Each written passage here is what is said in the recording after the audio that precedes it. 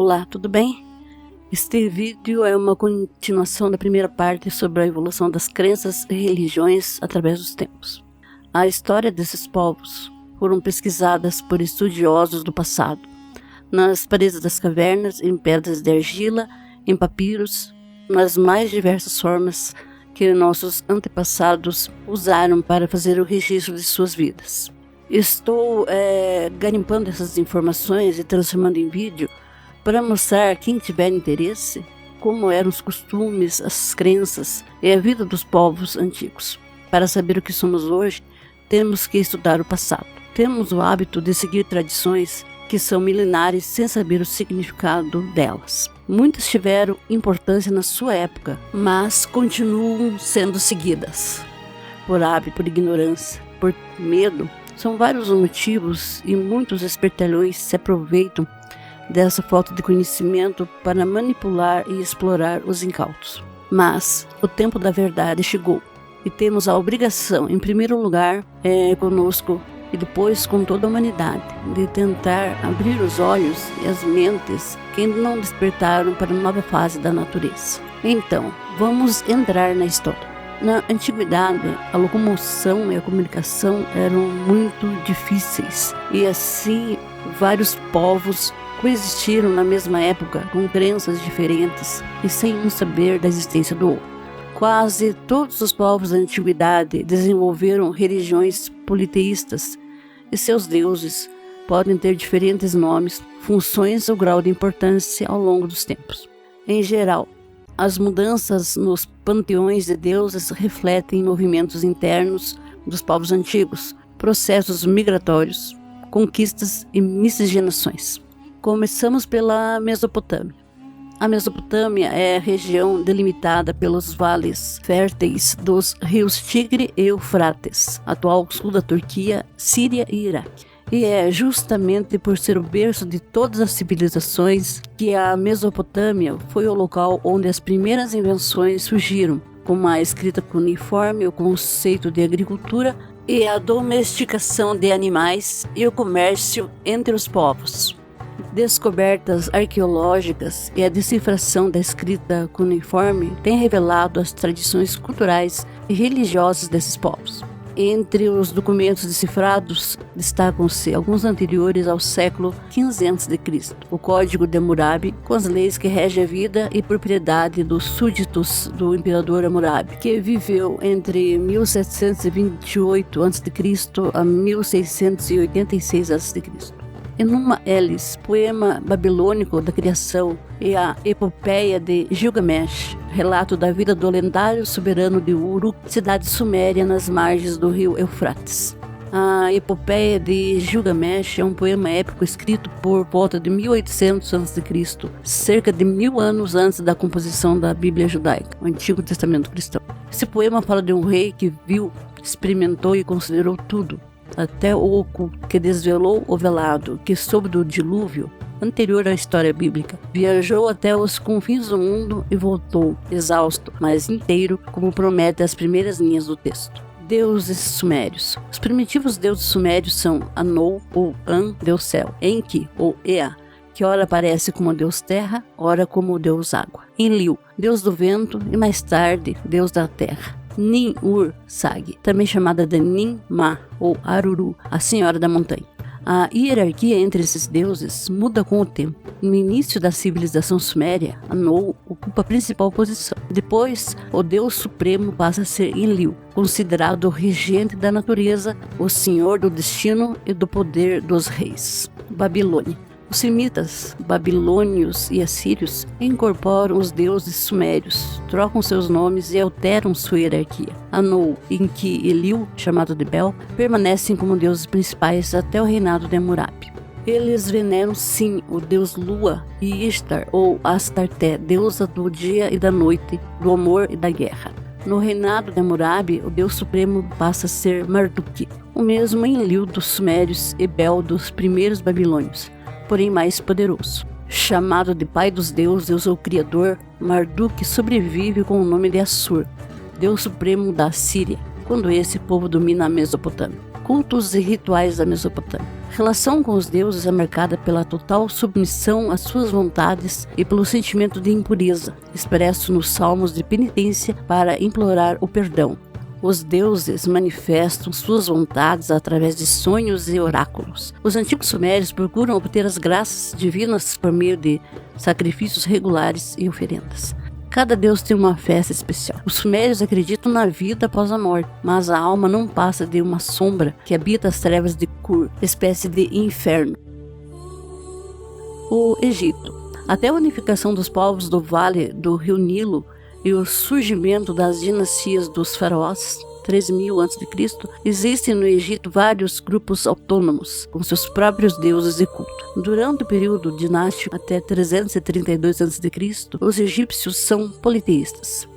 Os faraós são considerados personificações de deuses e os sacerdotes constituem uma casta culta de grande poder político. O monoteísmo acontece apenas durante o reinado do faraó Menófis IV, que muda seu nome para Akhenaton em homenagem a Deus Sol. As pirâmides e os templos são alguns dos registros da religiosidade do povo egípcio, da multiplicidade de seus deuses e do esplendor de seus cultos. Com uma cultura muito rica, a civilização egípcia embasava seus costumes e credos a partir da astrologia, ciclos naturais e alterações climáticas. A partir dos movimentos do Sol, criaram o calendário solar. A morte sempre foi um acontecimento sagrado entre esse povo, que acreditava em um processo de desprendimento entre alma e corpo. Por esse motivo, ficaram conhecidos pela criação do processo de mumificação de faraós e importantes nomes do império, além da construção das famosas pirâmides do Egito, que na crença egípcia eram os túmulos e a segunda casa dos faraós. A civilização egípcia também é lembrada por investir fortemente em uma mão de obra escrava para trabalhar em suas grandes construções. E foi também a partir dessas arquiteturas que nasceram importantes criações, como fórmulas matemáticas e técnicas de engenharia. Divindades egípcias. A principal divindade é o deus Sol, Ra. Ele tem vários nomes e é representado por diferentes símbolos. Tom, o disco solar, Horus, o sol nascente. Várias divindades egípcias são simbolizadas por animais. Anubis, deus dos mortos, é o chacal. Hathor, deusa do amor e da alegria, é a vaca. Knum, deus das fontes do Nilo, é o carneiro. E Sekhmet, deusa da violência e das epidemias, é a leoa. Nas últimas dinastias, difunde-se o culto a Ísis, deusa da fecundidade da natureza, e Osíris, deus da agricultura, que ensina as leis aos homens. Os gregos. A Grécia Antiga compreende o sul da Península Balcânica, a costa oeste da Ásia Menor, atual Turquia, as ilhas do Mar Jônico e do Mar Egeu e as regiões sudoeste e sul da Península Itálica, Magna Grécia. Durante o reinado de Alexandre o Grande, incorpora também o norte do Egito. Os povos helênicos estabelecem-se em ondas sucessivas nessas regiões, assimilam e reelaboram a cultura local. As divindades evoluem com o tempo e assumem diferentes significados. Embora exista um panteão de deuses comum a todos os gregos, cada cidade-estado tem o seu próprio deus protetor, com seus cultos, rituais e festas específicos. Os deuses gregos representam forças e fenômenos da natureza, também impulsos e paixões humanas. Moram no Monte Olimpo e de lá controlam tudo o que se passa entre os mortais. O panteão grego inclui semideuses, heróis e inúmeras entidades, como sátiros e ninfas, espíritos dos bosques, das águas ou das flores. Deuses olímpicos. O principal deus grego é Zeus, o pai e rei dos deuses e dos homens. Cultuado em toda a Grécia, é o guardião da ordem dos juramentos, senhor dos raios e dos fenômenos atmosféricos. Hera, irmã e esposa de Zeus, preside os casamentos, os partos, protege a família e as mulheres. Atena, ou Palas Atena, nasce da cabeça de Zeus, já completamente armado.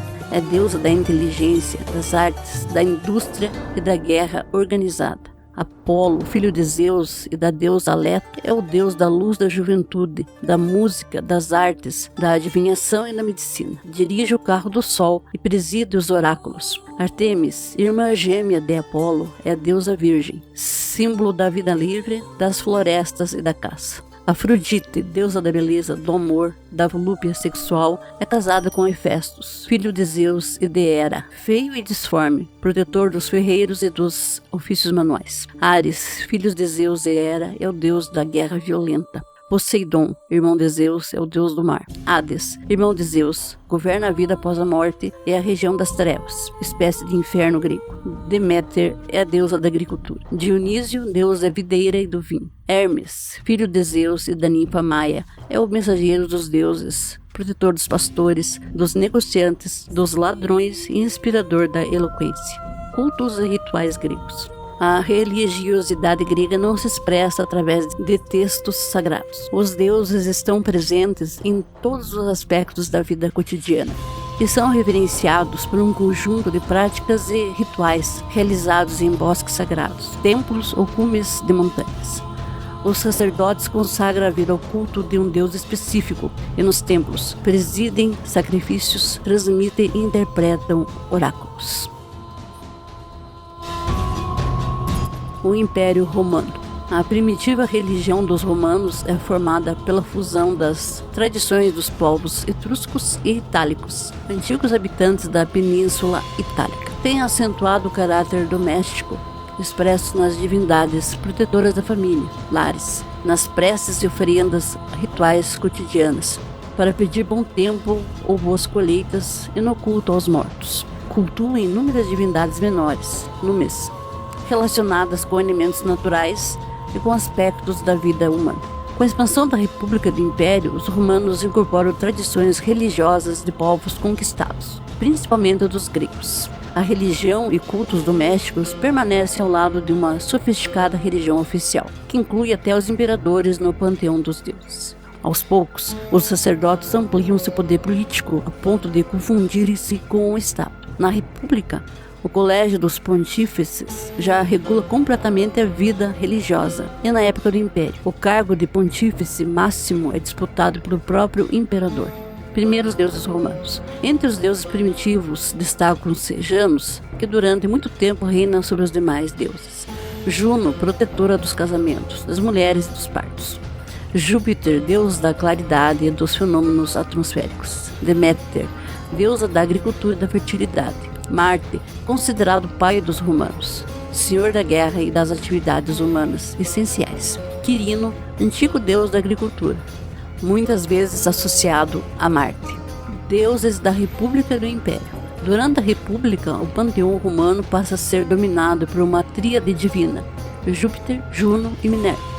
Começa a incorporação dos deuses gregos. Júpiter é Zeus, Juno é Hera, Minerva é Atena, Apolo transforma-se em Hélios e sua irmã Artemis, em Diana, a caçadora. Hermes, o mensageiro dos deuses gregos, é o Mercúrio romano. Poseidon, deus grego do mar, é assimilado como Netuno. Seu irmão Hades é Plutão. E Cronos, deus primitivo grego, pai de Zeus, Netuno e Plutão, é associado a Saturno, também o antigo deus romano. Cultos romanos. Os cultos são realizados não só em templos, como também nas próprias casas. Orações, sacrifícios e promessas compõem os rituais. Cada cerimônia religiosa era praticada somente pelos membros de determinada família, em âmbito doméstico, com uma ritualística própria. Eram ministradas exclusivamente pelo pai, que era o regente da família. As adorações eram dirigidas aos membros falecidos da família, também ao deus Lar, fogo sagrado situado no interior da casa. Pode-se dizer que um era a expressão do outro. Ao deus Lar eram dirigidas preces e pedidos de sabedoria e castidade, como bem sintetiza Denis Fustel de Coulanges, historiador francês. A morte foi o primeiro mistério e encaminhou o homem para outros mistérios. Elevou-lhe o pensamento do visível para o invisível, do transitório para o eterno, do humano para o divino.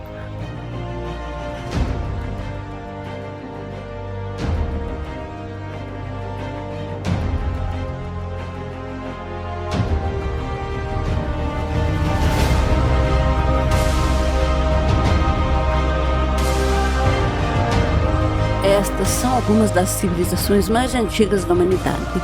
Cada uma criou seus deuses, suas crenças. Temos ainda as civilizações hebraica, fenícia, persa, chinesa, hindu, e nas Américas, civilizações asteca, inca, maia.